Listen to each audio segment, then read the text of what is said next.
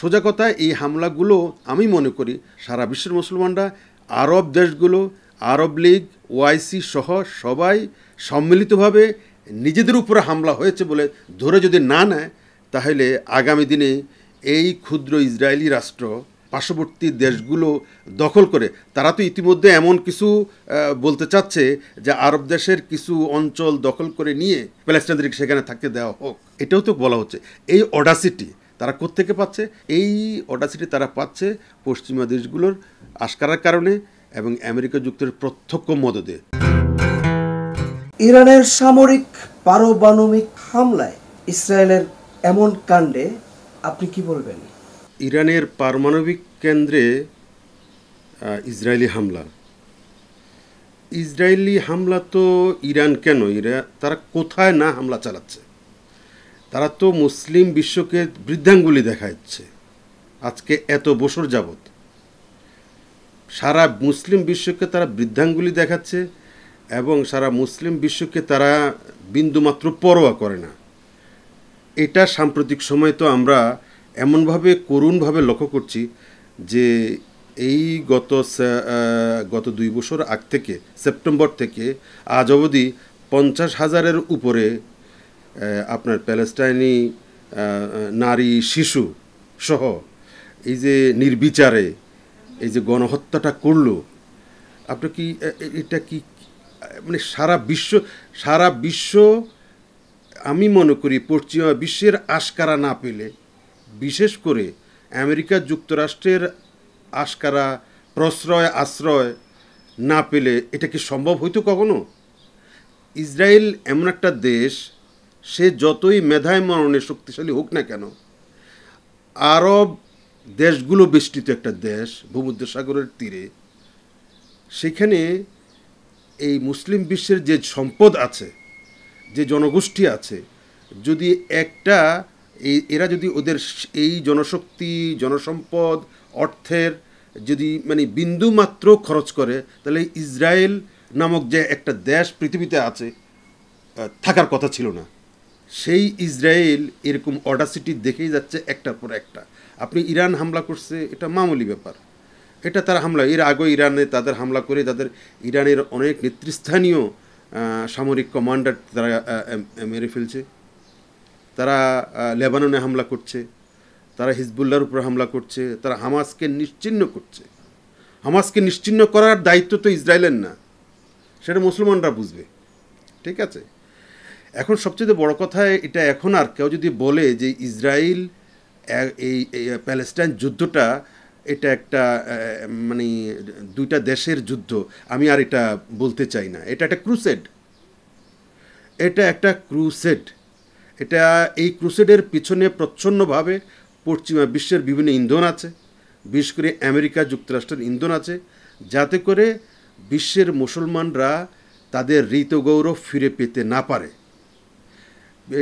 এটা আমাদের এক ধরনের বিশ্বের মধ্যে তথাকথিত আপনার নন কমিউনাল বা সেকুলারিজমের নামে এক ধরনের মুসলমানদেরকে আপনার এই নখ দন্তহীন করে রাখার একটা প্রবণতা দীর্ঘদিন থেকে লক্ষ্য করে। তারা এই হামলার মধ্য দিয়ে শুধু এই হামলাগুলোর একটা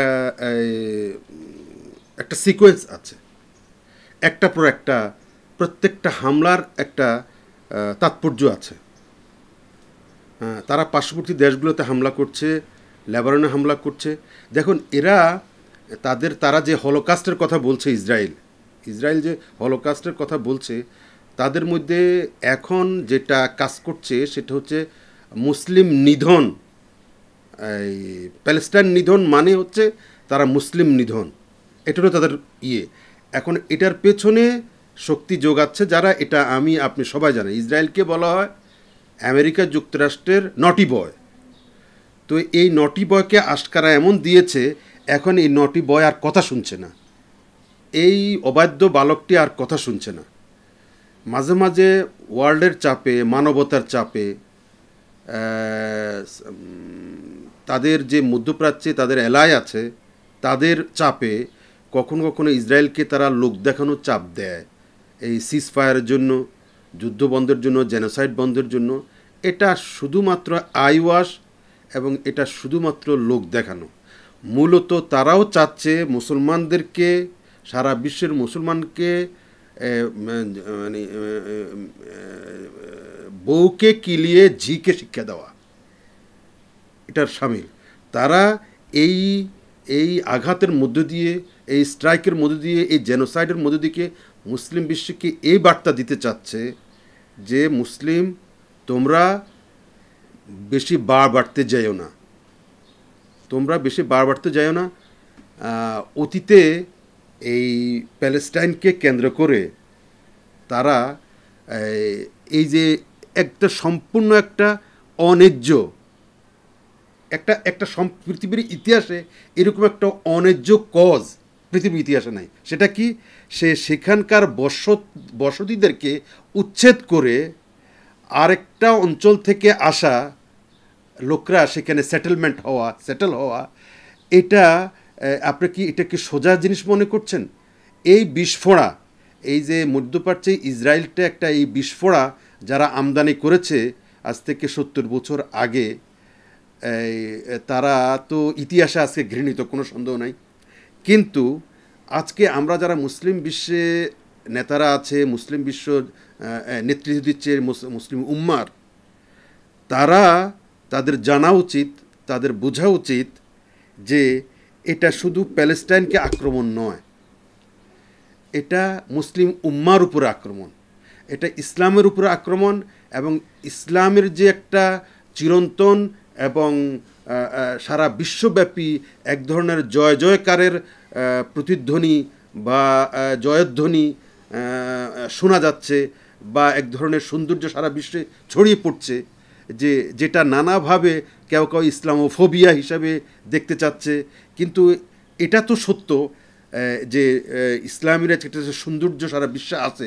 আপনি দেখেন না, প্রত্যেকটা দেশে দেশে, আপনি খোদ ব্রিটেনে দেখেন, খোদ আমেরিকা দেখেন, ফ্রান্সে দেখেন, জার্মানি দেখেন, ইসলামের এক ধরনের ইমার্জেন্স হচ্ছে, মানুষের মধ্যে এক ধরনের ইসলামকে নিয়ে আগ্রহ বাড়ছে। ইসলামের আপনি কিছুদিন আগে আমরা দেখেছি জাপানে মুসলমানদের দিন দিন সংখ্যা বাড়ছে। মানে ইসলামের তো একটা ইনার সৌন্দর্য আছে, ইসলামের যে একটা চিরন্তন একটা সৌন্দর্য আছে, সেই সৌন্দর্যটা যতই চাপা দিয়ে রাখেন কেন ভেসে উঠছে। সেটা অপর সমস্ত ধর্মকে শ্রেষ্ঠ ধর্ম হিসেবে তো আমরা এটা জানি। তো শ্রেষ্ঠত্বের যে একটা প্রমাণ, শ্রেষ্ঠত্বের যে একটা সৌন্দর্য, সেটা যত দিন যাচ্ছে, যত মানে জ্ঞান বিজ্ঞানের প্রচার হচ্ছে, ততই ওই ইসলামের সৌন্দর্যটা প্রকাশিত হচ্ছে। এতে করে এক ধরনের ঈর্ষান্বিত, না আমি শেষ করেছি, ঈর্ষান্বিত তো অবশ্যই হচ্ছে পশ্চিমা বিশ্ব বা ইসলাম বিরোধী চক্র। মূলত ওই চক্রটাই কাজ করছে। এখানে দুইটা দেশের বিষয় নয়, এখানে প্যালেস্টাইন ইসরায়েল বিষয়টা কিন্তু ওখানে এখন আর নাই। এখানে বিষয়টা হচ্ছে একটা ধর্মযুদ্ধের দিকে ধাবিত হচ্ছে, একটা ক্রুসেড, একটা রীতিমতো মুসলমানদের বিরুদ্ধে একটা ইসরায়েল একটা মানে যুদ্ধ ঘোষণা করেছে, এবং সেই যুদ্ধে ফুয়েল দিচ্ছে, ইন্ধন দিচ্ছে, সাহস যোগাচ্ছে, শক্তি যোগাচ্ছে, অস্ত্র দিচ্ছে, উইপনাইজ করছে আপনার পশ্চিমা শক্তি, বিশেষ করে আমেরিকা যুক্তরাষ্ট্র। কিন্তু কি মুসলিম বিশ্বকে নিশ্চিহ্ন করা, মুসলিম বিশ্বকে খাটো করা, দুর্বল করা, এবং মুসলমানরা যাতে শৌর্য বীর্যে, অর্থে, বিত্তে, টেকনোলজিতে মাথা উঁচু করে না দাঁড়ায়। এটা হলো মূল টার্গেট। আপনাকে এটা মৌলিক জায়গাতে হাত দিতে হবে। এখানে আপনি এটা ধর্মযুদ্ধ না, কেউ বলতে চাইবে আপনি ধর্মকে টানতেছেন কেন। আমার বিবেচনায় কেন ধর্মযুদ্ধ নয়, ইসরায়েলে যে আল-কুদস মসজিদ আছে আমাদের, এই মসজিদটার সাথে সারা বিশ্বের 200 কোটির উপরে মুসলমানদের আত্মার সম্পর্ক। তাদের যেমন মক্কার সাথে সম্পর্ক আত্মার, মদিনার সাথে সম্পর্ক আত্মার, ঠিক তেমনি আল-কুদসের সাথে সারা বিশ্বের মুসলমানদের আত্মার সম্পর্ক। সেই আল-কুদস আজকে অবরুদ্ধ। সে আল-কুদস আজকে আপনার এই বুটের নিচে পিষ্ট। ইসরায়েলি বাহিনী আল-কুদসের ভিতরে তারা ঢুকে পড়ে, তারা সেটাকে অপমান অপদস্থ করছে এবং পবিত্রতা নষ্ট করছে। এটা মুসলমানরা চেয়ে চেয়ে থাকবে, আর কতদিন চেয়ে চেয়ে থাকবে, এটা তো স্বাভাবিক বিষয় না। সুতরাং আমি মনে করি না যে এটা শুধু কেবল গাজার বিষয়, শুধু কেবল পশ্চিম তীরের বিষয়, শুধু কেবল কয়েকজন হামাসের বিষয় যে হামাস দমন করবে, তা নয়। এই ইসরায়েল এই আল কুদসকে দখল করবে, আল কুদসের একক নেতৃত্ব হাতে নেবে, এবং সেখানে মুসলমানদের যে মানে হেজিমনি বা মুসলমানদের যে একটা সেখানে মানে পদচারণা, সেটাকে সংক্ষিপ্ত করবে, সেটাকে খাটো করবে এবং সেখানে লিমিটেড করে ফেলবে। এটাই হলো তাদের উদ্দেশ্য, আর কিছু নয়। কিন্তু এখানে এটা বলার কোনো ইয়ে নাই যে ইসরায়েলিরাও মানুষ, প্যালেস্টাইনেরও মানুষ, মানুষের যুদ্ধ। নো, এটা সম্পূর্ণরূপে একটা ধর্মের উপর আঘাত, কারণ মুসলমানদের ওখানে প্রাণকেন্দ্র হচ্ছে আল কুদস। আমার মতে ইরানের তারা যে হামলাটা করেছে, ইরান মধ্যপ্রাচ্যে একটা গ্রোয়িং মিলিটারি ফোর্স, কোনো সন্দেহ নেই। ইরানকে আমেরিকা পর্যন্ত ভয় পায়, গনে কাউন্ট করে। সেই ইরানকে যদি সামরিক দিক থেকে এই সুবাদে ইউক্রেন রাশিয়া ওয়ারের কারণে ওয়ার্ল্ড তো এক ধরনের মনোযোগ সেদিকে। সেকেন্ডলি, আরব বিশ্ব প্যালেস্টাইন প্রশ্নে দীর্ঘ এতদিন পরে কিছুটা হইলেও দুই একটা দেশ নিউট্রালাইজ হয়ে আসছে। আপনারা জানেন, হ্যাঁ, সৌদি আরবের নতুন নেতৃত্ব যে বলা হয়, সেটার কারণে হোক, তারপরে ইউএইর ভূমিকার কারণে, বাহরাইনের ভূমিকার কারণে হোক, যেই কারণে হোক, ইসরায়েল কিছুটা মনে করছে যে আরব বিশ্ব আর 30 বছর 40 বছর আগের সেই ভূমিকায় যাইতে পারবে না। তাদের নখ, তাদের দাঁত অনেকটা আপনার ধারহীন হয়ে গেছে। সুতরাং এই মুহূর্তে যদি আমি ইরানকে হামলা করতে পারি, এছাড়াও একটা দুর্বল বিষয় আছে, ইরান একটা শিয়া অধ্যুষিত অঞ্চল, দেশ। এই শিয়া সুন্নির যে একটা মুসলমানদের যে ইনার কনফ্লিক্ট আছে, সেটাকেও তারা বিবেচনায় নিয়ে ইরানকে হামলা করলে খুব একটা মুসলিম বিশ্বের মানে প্রতিরোধ খুব একটা পাওয়া যাবে না, এরকম একটা মনোভাব থেকে হইলেও তারা সেখানে হামলা করে। সোজা কথা, এই হামলাগুলো আমি মনে করি মুসলমানরা, সারা বিশ্বের মুসলমানরা, আরব দেশগুলো, আরব লীগ, ওআইসি সহ সবাই সম্মিলিতভাবে নিজেদের উপরে হামলা হয়েছে বলে ধরে যদি না নেয়, তাহলে আগামী দিনে এই ক্ষুদ্র ইসরায়েলি রাষ্ট্র আপনার এই পার্শ্ববর্তী দেশগুলো দখল করে, তারা তো ইতিমধ্যে এমন কিছু বলতে চাচ্ছে যে আরব দেশের কিছু অঞ্চল দখল করে নিয়ে তারা মানে আমেরিকা যুক্তরাষ্ট্রের মাধ্যমে বা আপনার ইউনাইটেড নেশনসের মাধ্যমে তারা এরকম একটা প্রস্তাব দিতে চাচ্ছে যে আরব দেশগুলোর বিভিন্ন ভূমি অধিগ্রহণ করে প্যালেস্টাইনদেরকে সেখানে থাকতে দেওয়া হোক। এটাও তো বলা হচ্ছে। এই অডাসিটি তারা কোত্থেকে পাচ্ছে? এই অডাসিটি তারা পাচ্ছে পশ্চিমা দেশগুলোর আশকারার কারণে এবং আমেরিকা যুক্তরাষ্ট্রের প্রত্যক্ষ মদদে। এবং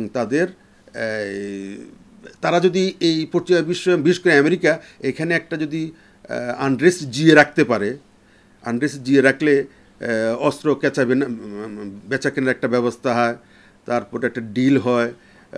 সোজা কথায় এখানে যদি আনরেস্ট থাকে, অস্থিতিশীলতা থাকে, তাহলে মুসলমানরা, মুসলিম বিশ্ব দুর্বল থাকবে, আমেরিকার প্রতি নতজানু থাকবে। এই নানা কৌশল এখানে কাজ করতেছে।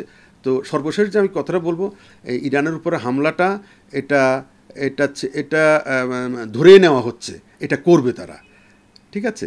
তো ইরান তো ছাড়ার লোক নয়, আমরা জানি। এর আগেও ইরান দাঁত ভাঙ্গা জবাব দিয়েছে ইরান, এবং আগামী দিনে ইরানের সঙ্গে মুসলিম বিশ্বে থাকুক আর না থাকুক, তাদের সাথে সুন্নি শিয়া দ্বন্দ্বের যেটাই থাকুক না কেন, ইরান কিন্তু এই পরাশক্তিকে, আমেরিকাকে এবং ইসরায়েলকে ডেটার করার ক্ষমতা রাখে এবং এককভাবে রাখে।